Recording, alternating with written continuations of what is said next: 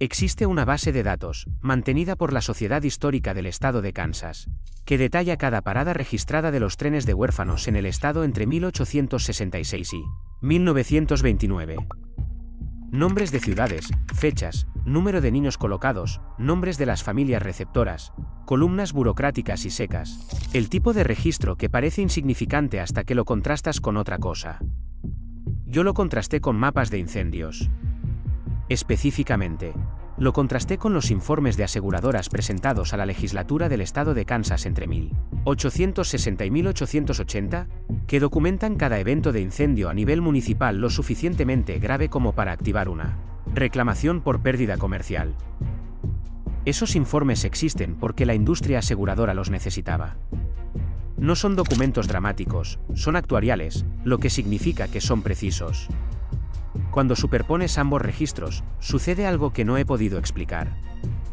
Los trenes de huérfanos no se dirigían a pueblos prósperos, ni se concentraban en comunidades agrícolas establecidas con bases fiscales estables y poblaciones en crecimiento. Al trazar la ruta real, parada por parada, condado por condado, lo que se descubre es que un número extraordinario de destinos habían experimentado un evento de incendio significativo en los 3 a 7 años previos. No todas las paradas, pero suficientes para que el patrón dejara de parecer una coincidencia, en algún momento alrededor del cuarto estado que revisé. Quiero ser cuidadoso con lo que afirmo y lo que no. No estoy diciendo que Charles Loring Brass se sentara en una sala y deliberadamente trazara rutas de trenes hacia pueblos incendiados en un mapa. Lo que sí afirmo es que los datos no respaldan la historia que nos han contado sobre el verdadero propósito de los trenes de huérfanos. Y esas son dos afirmaciones muy diferentes. La historia oficial es uno de los relatos más emocionalmente legibles en la reforma social estadounidense. Brass fundó la Sociedad de Ayuda a la Infancia en 1853 después de recorrer las calles del Bajo Manhattan y documentar lo que describió como un ejército de niños callejeros, entre 10,000 y 30,000, dependiendo de la fuente que se lea. Su solución fue la remoción. Sacar a los niños del ambiente urbano corruptor y colocarlos con familias rurales sanas, donde el aire puro y el trabajo honesto producirían ciudadanos útiles. Entre 1854 y 1929, aproximadamente 250,000 niños hicieron ese viaje. La historia se ha contado tantas veces como un acto de filantropía que el encuadre filantrópico se ha vuelto invisible, como el agua para los peces. Pero Brass no era principalmente un humanitario, era un economista.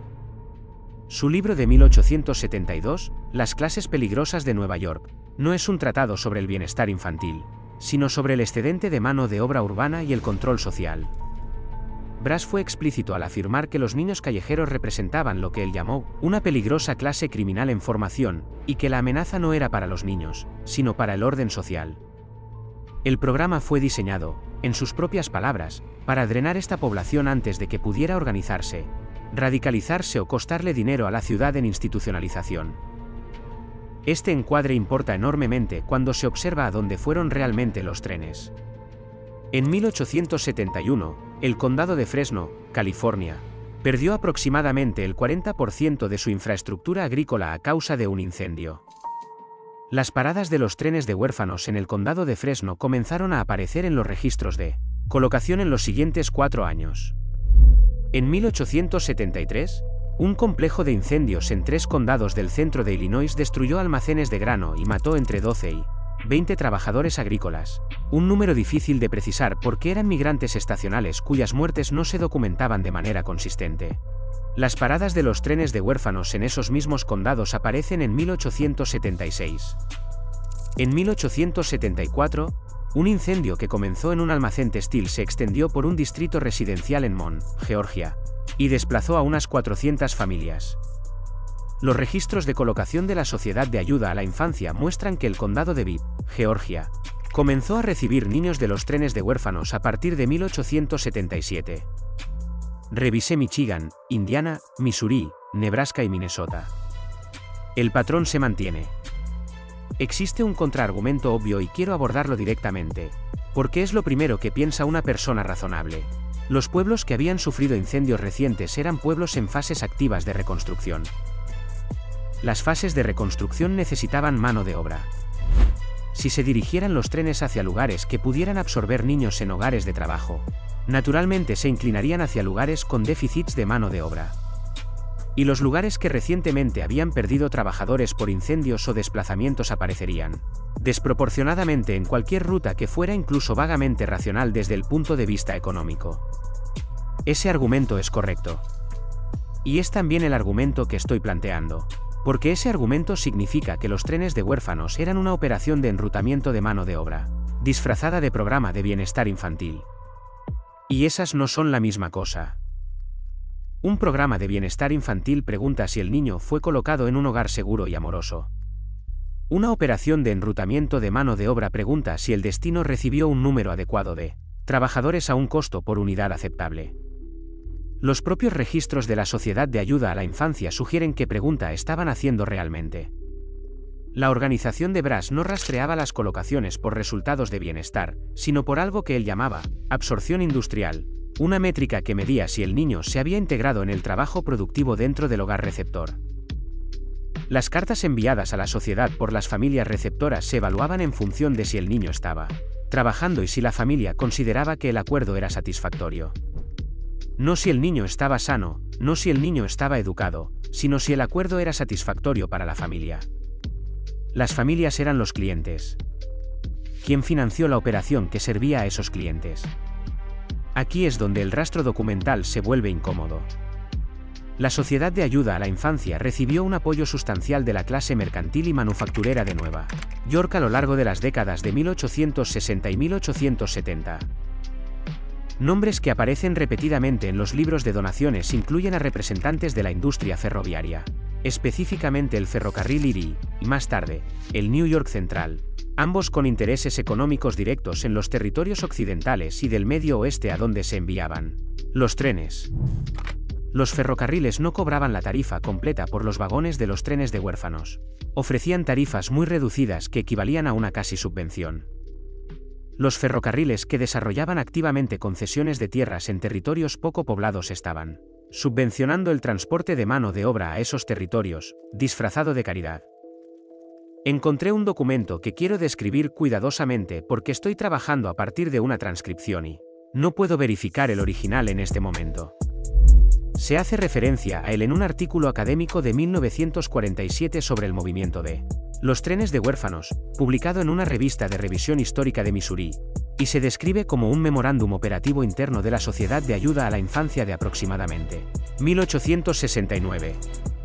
El memorándum, según la cita del artículo de 1947, discute consideraciones de enrutamiento para las colocaciones del año siguiente. El lenguaje, tal como está transcrito, incluye una frase sobre la priorización de comunidades que exhiben condiciones favorables para la absorción, con condiciones favorables para la absorción, definidas como pérdida reciente de población, reconstrucción activa o escasez demostrada de mano de obra juvenil. Condiciones favorables para la absorción. Esa frase fue escrita sobre niños. El artículo de 1947 que cita este memorándum lo trata como un documento administrativo directo. El autor no parece encontrar el lenguaje sorprendente, lo que dice algo sobre 1947 y algo sobre el siglo de encuadre que ya había hecho que el lenguaje fuera invisible. A los niños que llegaban no se les decía a dónde iban. Esto está ampliamente documentado en los relatos de supervivientes recopilados en las décadas de 1980 y 1990, cuando aún vivían suficientes antiguos pasajeros de los trenes para dar testimonio oral. Se les decía que iban a buenos hogares en el campo. Lo que casi a ninguno se le decía era el pueblo de destino, el nombre de la familia receptora o cualquier información que les permitiera, si la colocación era mala, contactar a alguien fuera de la comunidad inmediata. Esto no fue un descuido.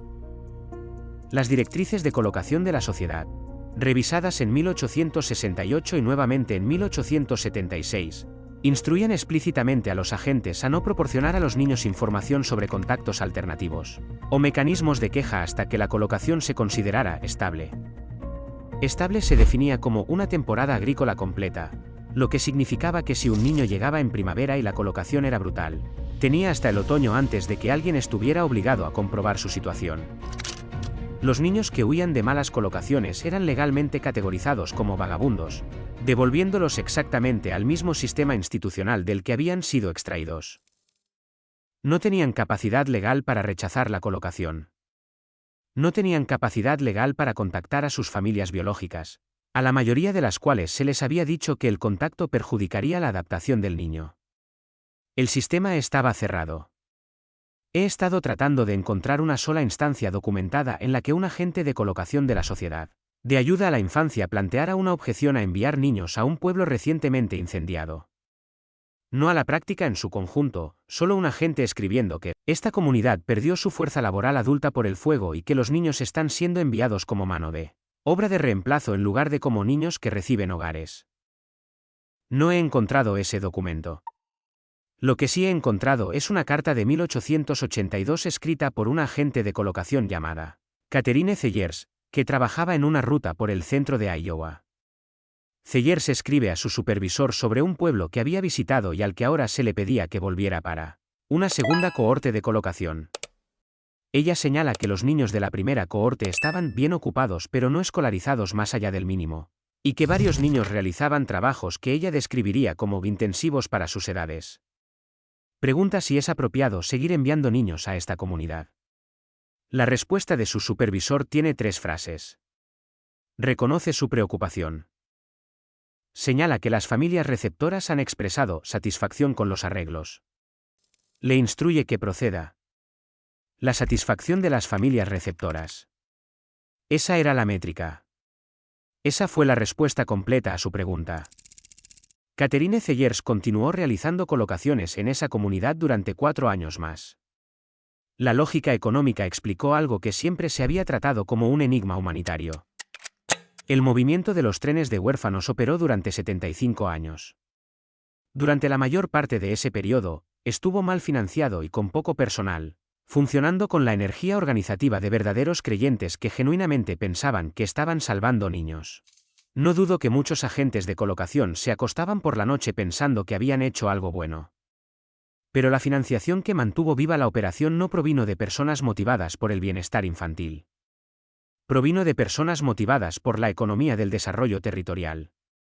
Y el desarrollo territorial en la segunda mitad del siglo XIX significaba que la tierra que había sido despejada, ya sea por incendios, desplazamientos o pérdida de población, necesitaba ser repoblada con mano de obra barata, controlable y legalmente vinculada a la tierra a través del acuerdo de colocación. Los trenes de huérfanos fueron, en términos económicos, un programa de migración interna.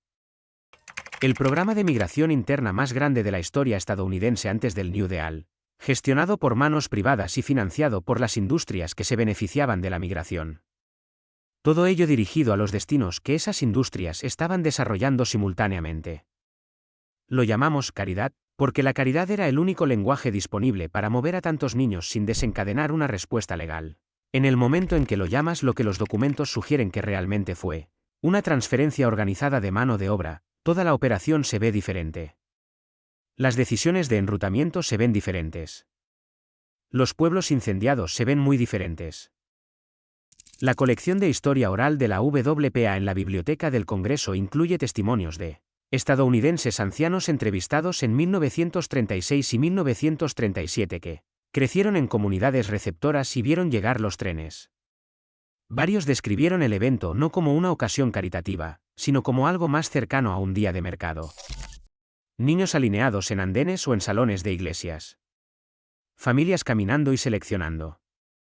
El lenguaje es objetivo, sin indignación, sin conciencia de que algo fuera inusual, porque para esas comunidades no había nada inusual en ello. Así era como llegaba la mano de obra. Un testimonio de un hombre identificado en los registros como J.H. del condado de Pottawatomie, Kansas, entrevistado en 1937, describe haber presenciado una llegada cuando era un niño de aproximadamente 9 años. Dice que los muchachos más grandes eran los que los agricultores querían primero. Los más pequeños esperaban más tiempo. Un niño más joven que él se sentó en un baúl la mayor parte de la tarde y todavía estaba allí cuando su familia se fue. No sabe qué le pasó a ese niño. Ese niño, si hubiera sido colocado ese día, habría pasado su infancia en el condado de Pottawatomie, trabajando tierras que habían sufrido al menos 2 eventos de incendios significativos en la década anterior. No habría tenido ningún recurso si la colocación era mala. No habría tenido una dirección donde se pudiera contactar a su familia biológica, a la mayoría de las cuales se les había dicho que el contacto perjudicaría la adaptación del niño. Habría crecido con un pasado borrado y un presente definido enteramente por las necesidades laborales de la familia que lo seleccionó de un salón de iglesia en un condado incendiado y en reconstrucción. Habría tenido nietos. A esos nietos se les habría contado una historia familiar que comenzó, a todos los efectos prácticos, con una llegada. Un baúl en un andén. Una granja en Kansas, sin rantes. Los trenes de huérfanos se enseñan como un experimento bien intencionado pero defectuoso en el bienestar infantil. El encuadre de bien intencionado cumple una función significativa en esa frase. Te pide que evalúes el programa por las intenciones de sus participantes más idealistas, en lugar de por la estructura de su financiación, la lógica de su enrutamiento o la experiencia de los niños que movilizó. La estructura de la financiación apuntaba a los intereses de desarrollo territorial. La lógica del enrutamiento apuntaba a comunidades con déficit de mano de obra. Y esas comunidades habían perdido población recientemente por incendios con una frecuencia que excede la coincidencia estadística. La experiencia de los niños incluía mecanismos legales que hacían que las malas colocaciones fueran ineludibles, un control de la información que los separaba de su pasado y métricas de rendimiento que medían su valor para las familias receptoras en lugar de su bienestar como niños. Esos tres hechos juntos no son una historia de un fracaso bien intencionado. Son una historia de un sistema que funcionó exactamente como su arquitectura económica lo requería. Los pueblos incendiados necesitaban mano de obra. Las ciudades tenían un excedente de niños que la clase mercantil consideraba amenazante. Los ferrocarriles necesitaban territorios occidentales lo suficientemente poblados como para generar ingresos por flete. La sociedad de ayuda a la infancia necesitaba financiación.